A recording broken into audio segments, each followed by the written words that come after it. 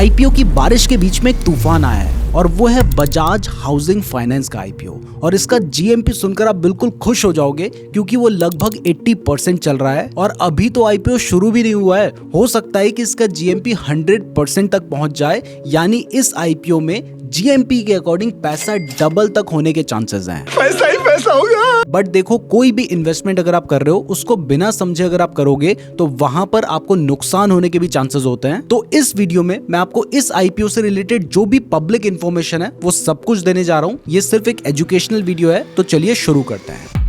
सबसे पहले इस कंपनी के बिजनेस की बात करें तो देखिए, कंपनी के नाम से ही समझ आ रहा है कि ये एक फाइनेंस कंपनी है, यानी ये कंपनी लोन्स देती है। लेकिन ये एक non deposit housing finance company है जो कि 2008 में शुरू हुई थी और 2015 से ये नेशनल हाउसिंग फाइनेंस के अंडर रजिस्टर है और 2018 से तो ये मॉर्गेज लेंडिंग भी करती है, यानी इसमें गिरवी रखकर भी लोन लिया जा सकता है। और इवन 2022 से आरबीआई ने इसको अपर लेवल एनबीएफसी कैटेगराइज किया है और वैसे भी बजाज का तो फाइनेंस के केस में नाम ही काफी है। तो सिंपली समझें तो ये कंपनी लोन देने का काम करती है। अगर किसी को घर बनाना है, रिनोवेट करवाना है या कमर्शियल स्पेस बनानी है, उसको रिनोवेट करवाना है, तो उसके लिए ये कंपनी लोन्स देती है और यही इनका बिजनेस है। तो आपको इसका बिजनेस समझ आ गया है, तो चलिए अब इसके आईपीओ की जो डिटेल्स हैं उनको समझते हैं। उसके बाद इसके फाइनेंशियल्स और बहुत सारी चीजें डिस्कस करना बाकी है। तो देखिए, ये आईपीओ ओपन होने वाला है 9 सितंबर से 11 सितंबर के बीच में, जिसमें जो फ्रेश इशू है वो है 3,560 करोड़ का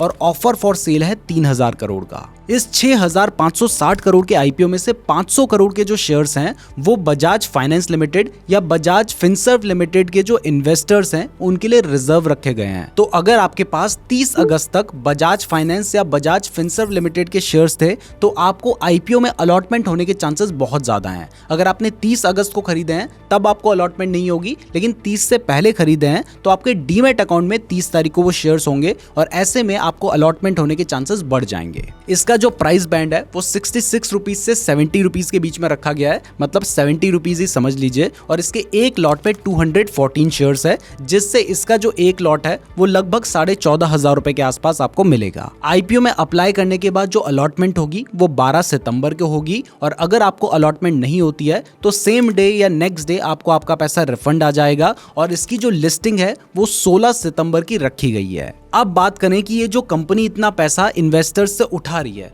उस पैसे का कंपनी करेगी क्या। तो इसका मेन पर्पस है फ्यूचर में जो उनके पास बिजनेस आएगा उस रिक्वायरमेंट को पूरा करना, क्योंकि कंपनी को लोन देना है तो उसके लिए उनके पास पैसा होना भी चाहिए। तो इसलिए कंपनी यहाँ पर आईपीओ लेकर आ रही है। अब आईपीओ में रिजर्वेशन की बात करें तो 50% जो शेयर्स हैं वो क्यूआईबी के लिए रिजर्व रखे गए हैं, 35% शेयर्स रिटेल इन्वेस्टर्स के लिए हैं और बचे हुए 15% शेयर्स एचएनआई के लिए रिजर्व हैं। अब आते हैं मेन मुद्दे पे, जो कि है कंपनी के फाइनेंशियल्स, क्योंकि अगर फाइनेंशियल्स अच्छे हैं तभी कंपनी फ्यूचर में ग्रो करेगी। लेकिन फाइनेंशियल्स बताने से पहले देखिए, अगर आप अपने आईपीओ अलॉटमेंट के चांसेस बढ़ाना चाहते हैं तो ऐसे में आपको काफी सारे डीमैट अकाउंट से अप्लाई करना होता है। तो अगर आपके पास अपना डीमैट अकाउंट है तो अपनी फैमिली में भी आपको बाकी लोगों का डीमैट अकाउंट खुलवा लेना चाहिए। और फ्री डीमैट अकाउंट का लिंक मैंने आपको डिस्क्रिप्शन पे दे रखा है, तो डिस्क्रिप्शन जरूर चेक कर लीजिएगा और वहां से अपना फ्री डीमैट अकाउंट जल्दी से जल्दी खुलवा लीजिए। तो देखिए, सबसे पहले कंपनी के एसेट्स की बात करें तो ये लगातार बढ़ती चली जा रही है। और वैसे तो ये कंपनी का एक आईपीओ आ रहा है,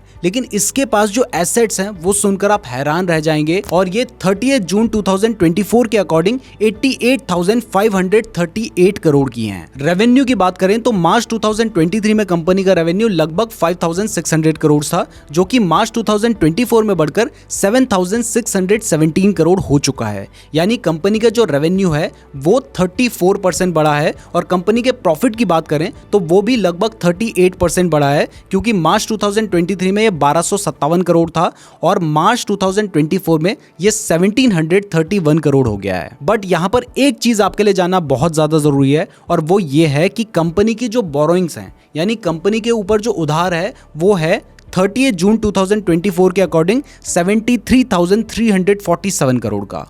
अब ये सुनकर आपको घबराने की या डरने की जरूरत नहीं है, क्योंकि ये कंपनी लोन देने का काम करती है और ऐसी जो कंपनीज होती हैं या फिर जो बैंक्स होते हैं उनके ऊपर हमेशा ज्यादा ही डेट होता है और ये इस कंपनी के लिए नेगेटिव नहीं है। तो कंपनी का डेट टू इक्विटी रेशियो मैं आपको हमेशा कहता हूं कि 1 से कम होना चाहिए, लेकिन जो भी बैंक्स होते हैं या एनबीएफसी होते हैं उनमें debt to equity ratio matter नहीं करता है और इसका डेट टू इक्विटी रेशियो 5.7 का है, जो कि नॉर्मली देखेंगे तो ज्यादा है, लेकिन क्योंकि ये एक एनबीएफसी है तो यहां पर ये मैटर नहीं करता है। अब कंपनी के पी की बात करें, जो कि हमें कंपनी का वैल्यूएशन बताता है, तो ये 30 से 31 के बीच में चल रहा है। कंपैरिजन के लिए आपको बता दूं कि बजाज फाइनेंस का पी 30 का है और बजाज फिनसर्व का लगभग 35 का है। अब जब आप कंपनी के बारे में इतनी इंफॉर्मेशन ले चुके हैं तो यहां पर आपके लिए 2 चीजें जानना बहुत ज्यादा जरूरी है। पहला, कंपनी में अच्छाई क्या है और दूसरा, कंपनी में कमियां क्या हैं। पहले प्रोज की बात करें तो देखिए, second largest housing finance company है एसेट अंडर मैनेजमेंट की टर्म्स में। दूसरा देखिए, क्योंकि ये बजाज की सब्सिडरी है इसलिए इसकी ब्रांडिंग बहुत ज्यादा स्ट्रॉन्ग है। तीसरा, आज के जमाने के हिसाब से ये डिजिटलाइजेशन के ऊपर भी बहुत ज्यादा फोकस कर रही है, जो कि इस कंपनी के लिए पॉजिटिव है। और अगर नेगेटिव की बात करें तो देखिए, हर कंपनी जो लोन देती है उसके ऊपर एक इंटरेस्ट रेट रिस्क होता है, यानी अगर कभी इंटरेस्ट रेट बढ़ते हैं तो ऐसे में इन कंपनीज के जो बिजनेस होते हैं उनके ऊपर अच्छा खासा इंपैक्ट पड़ता है।